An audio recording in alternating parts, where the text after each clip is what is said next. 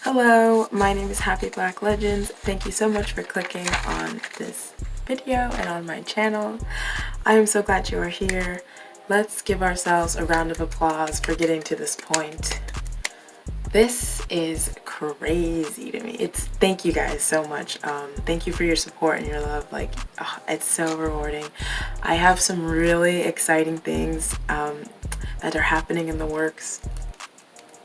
And of course I have more video ideas and more shit planned for you guys too, so you don't have to worry about that. Anyways, I'm gonna jump right into the Q&A because you guys asked me a lot of questions. I was surprised. I think no one asked me anything on YouTube, and if someone did, I'll screenshot them and get them in the next Q&A whenever I do that.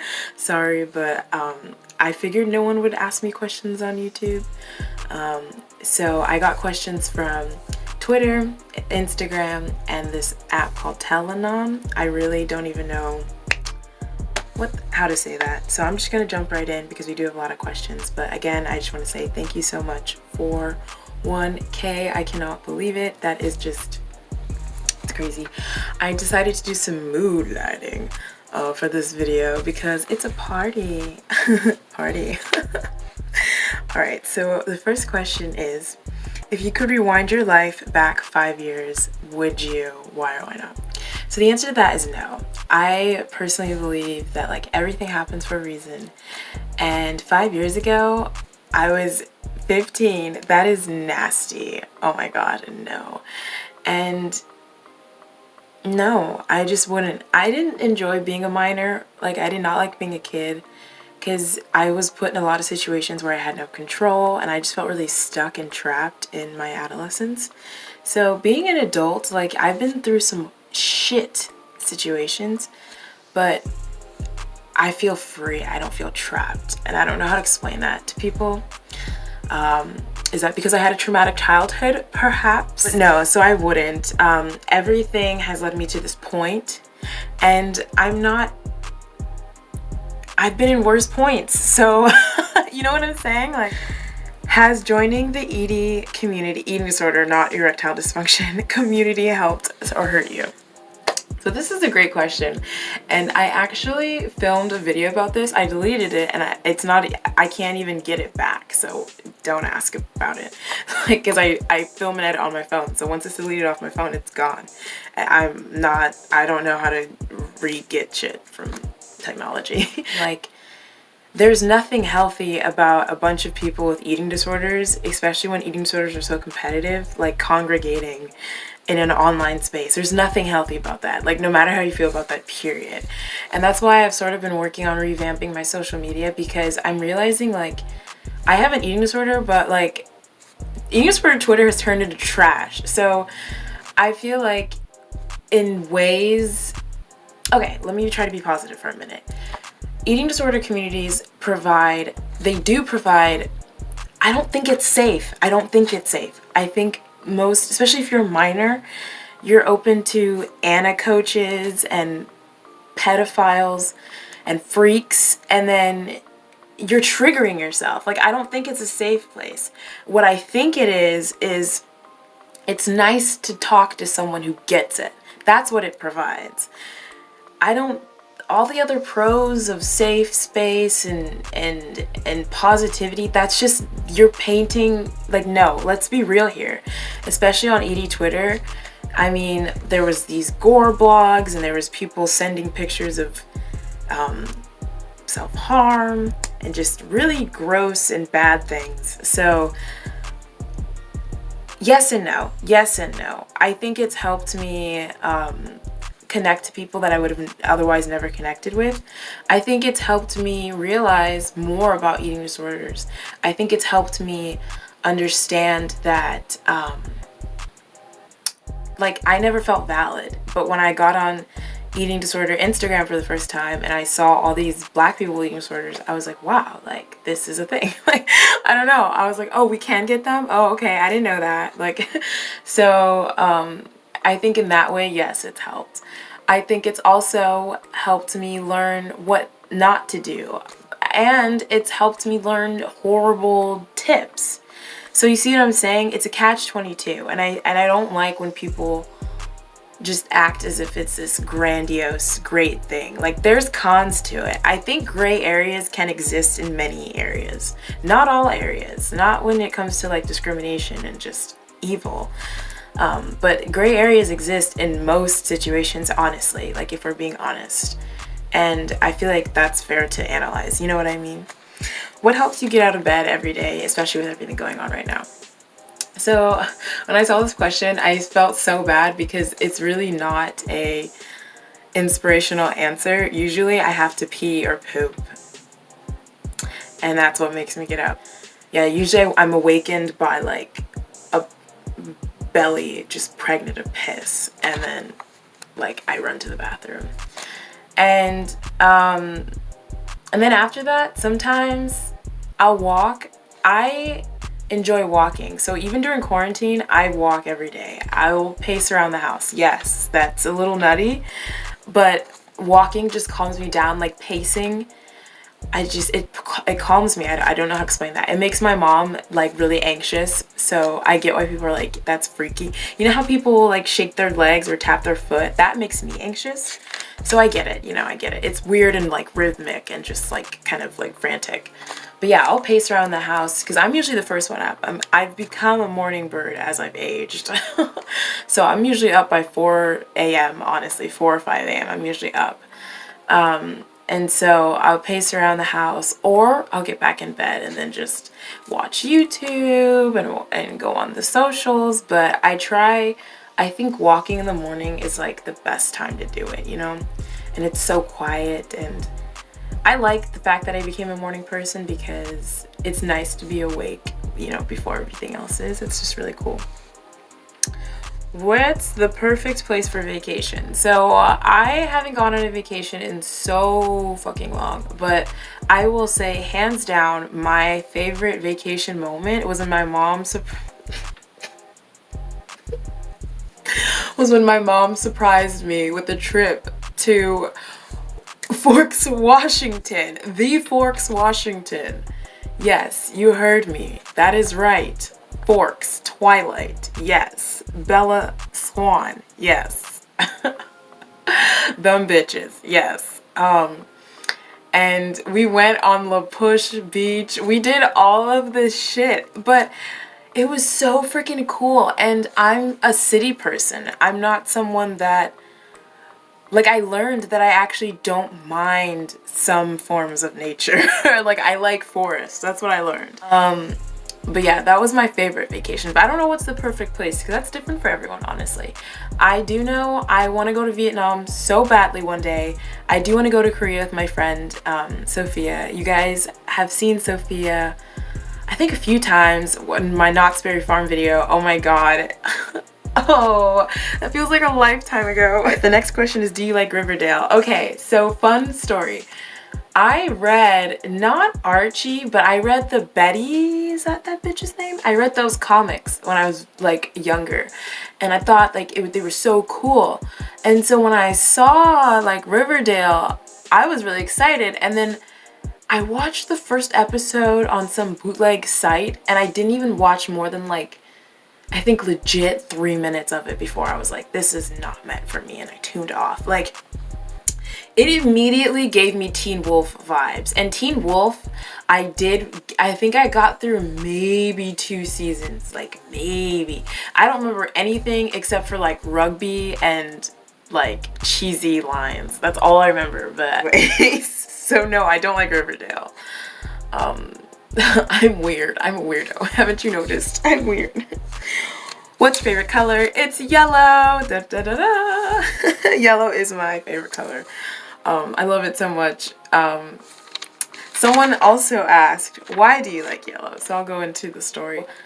I didn't have a particularly favorite color, and then we were in class and everyone was like picking their favorite color and no one picked yellow, and I was like, what the hell? And then I was like thinking about it, I was like, yellow's a bomb ass color. It's bright, it's beautiful, it's positive. Like every time I see yellow, like I'm looking at my lamp right now like a fucking moth. Every time I see yellow, it's instant like happiness chemicals, you know what I'm saying? Like instant.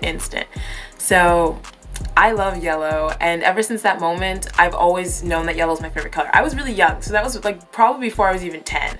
And then I was like, you know what? I'm just gonna switch my wardrobe to yellow. And I remember I told all my friends and family, and they all looked at me like I was crazy. But over time, just slowly over time, you just add pieces to the collection, and that is how you keep it moving. Is there someone you can't let go of? No. No.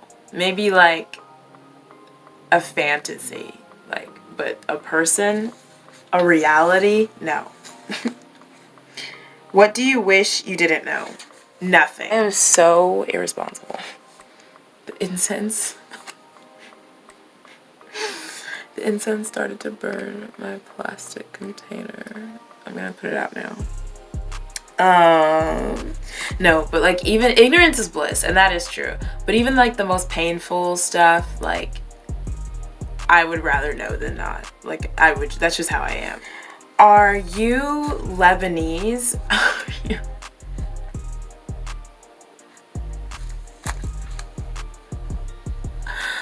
Oh, that was so funny in my head. No, I wish I was a lesbian.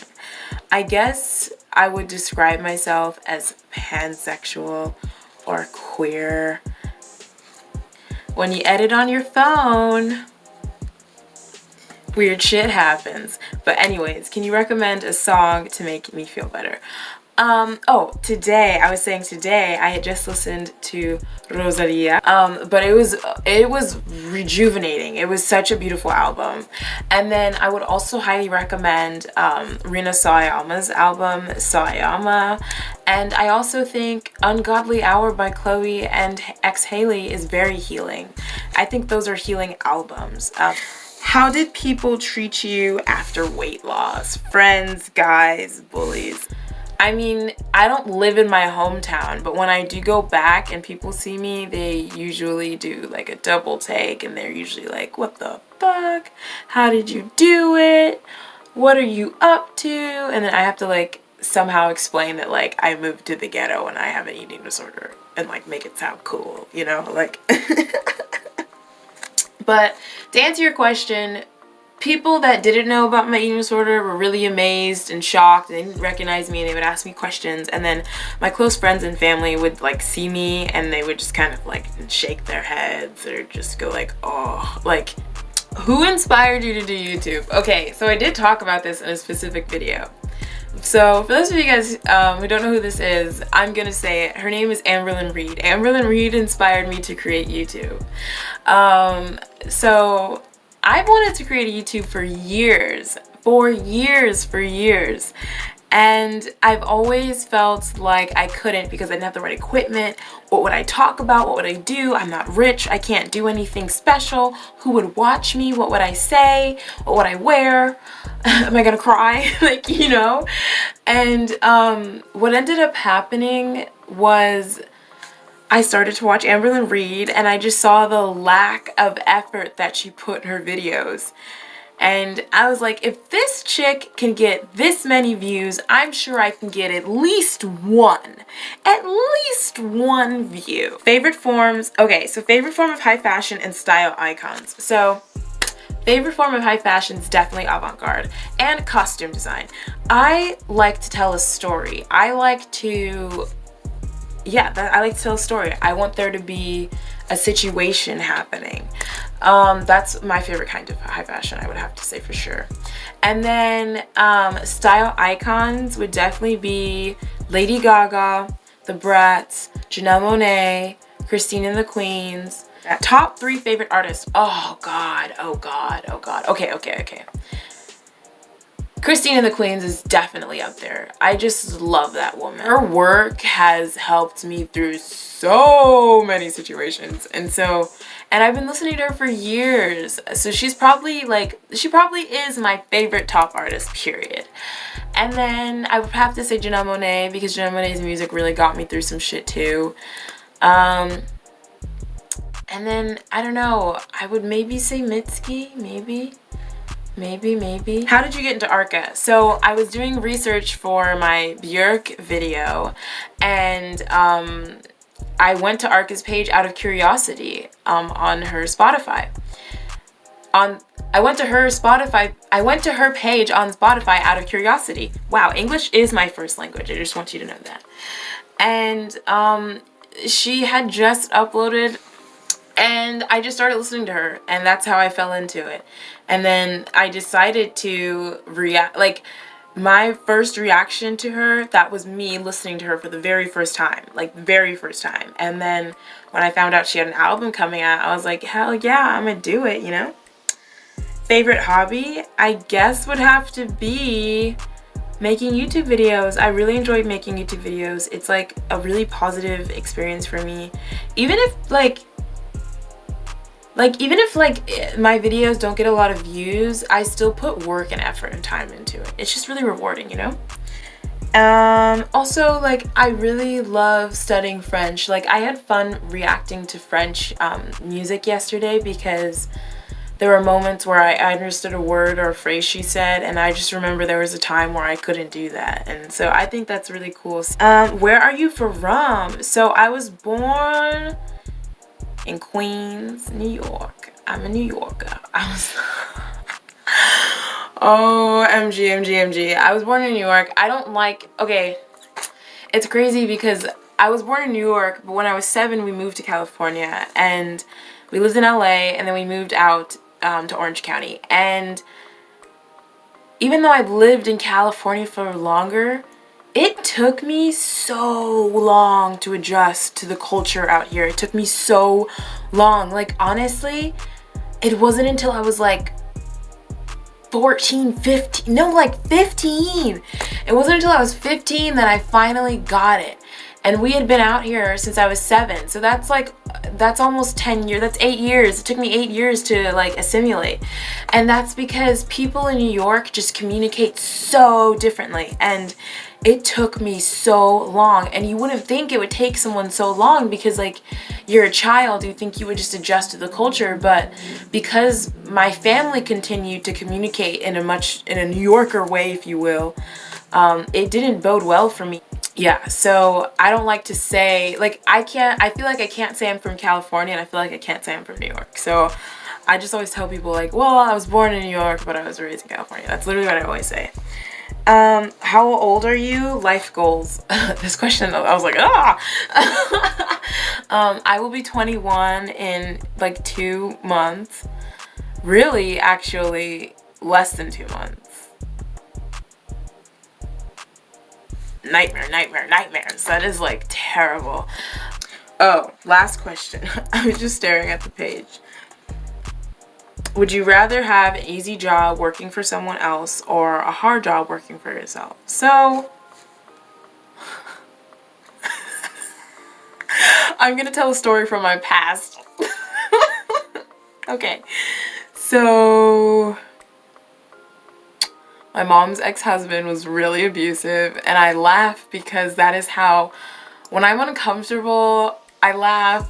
When there's no noise, I laugh. I just laugh. I'm one of those people that, like, if the police were to tell someone, like, oh, someone was just murdered, like, I would probably start laughing. And then, like, so people would be like, that's weird. And I'd be like, no, I'm just a little uncomfortable. And, like, you know, like, I can't handle, like, information like that and just, like, take it with a straight face. Like, I can't. But anyways, he was a piece of shit. And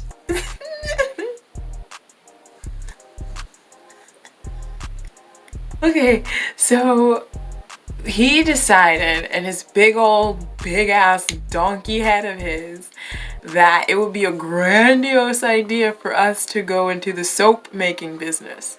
So we used to make soap, and we sold soap. Like, that was something I did.